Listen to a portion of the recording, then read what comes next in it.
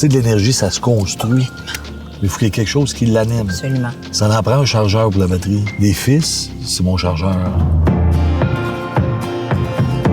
Aujourd'hui, j'ai le plaisir de vous présenter une belle entreprise familiale. Un père et 3 enfants. Vous êtes un entrepreneur en série parce qu'en 30 ans, vous avez quand même créé 4 entreprises. Elles font quoi, ces entreprises? Protec Construction fait l'aménagement intérieur. Protec Développement, eux, construisent des bâtiments, l'érection de bâtiments neufs. On a une entreprise Protec Immobilier, on est propriétaire d'immeubles. PS Pensonique, ça, c'est la récompense. Donc, vous avez 3 beaux garçons. Comment vous faisiez entre tout ce que vous aviez à construire, à bâtir et la famille? J'ai toujours dit à mes enfants, j'avais l'impression que j'étais pas présent. Aujourd'hui, il me dit que j'étais le père le plus présent que pas. Quand on était jeune, mon père a toujours été quelqu'un avec beaucoup d'idées puis aimait ça nous impliquer dans ses projets. On a bâti plusieurs choses avec lui là, en étant jeune. C'était quoi qui était bien le fun, puis lui, il le faisait dans cet esprit-là aussi d'avoir du fun avec nous. On avait un skatepark avec un half-pipe dans la cour, puis là, tous nos amis, hey, on va chez vous, on va chez vous. On faisait des décorations d'Halloween, on donnait des contreplaqués, on peinturait nous autres mêmes, on allait chercher des quenouilles dans les fossés. C'était tellement rendu gros chez nous à l'Halloween. Les gens s'appelaient pour venir chez nous parce qu'on avait construit quelque chose de le fun. C'est sûr que les jeux vidéo, naturellement, finissaient par se tasser. J'ai dit à mes enfants que je vais battre l'ordinateur. Okay. J'ai toujours battu l'ordinateur. Et vous l'avez fait. Oui. Comment l'aîné est rentré d'abord? Ben, c'était assez facile parce que Sébastien est étudiant en informatique. C'était vraiment pas pour moi parce que je faisais les étés, j'avais commencé à travailler pour mon père avec Protec Construction.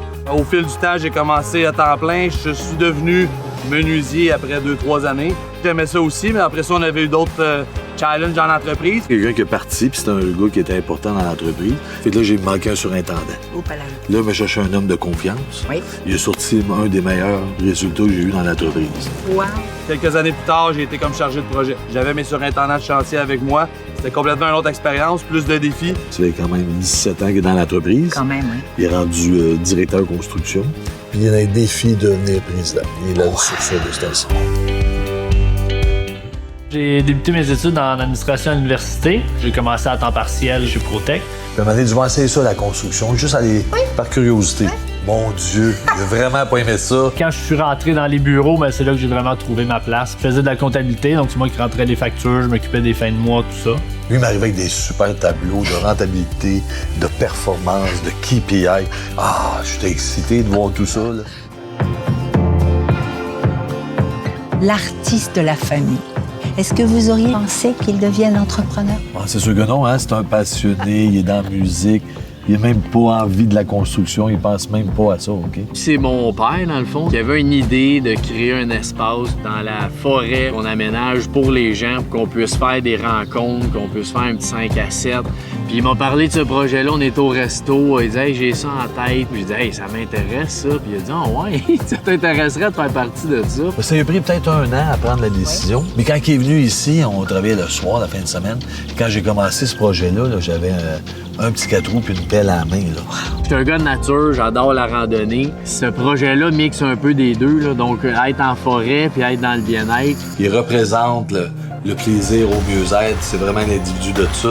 Aujourd'hui, il est en gestion de ça. Il gère les employés, il gère les opérations. Il devient le VP opérations chez Espace Tonique.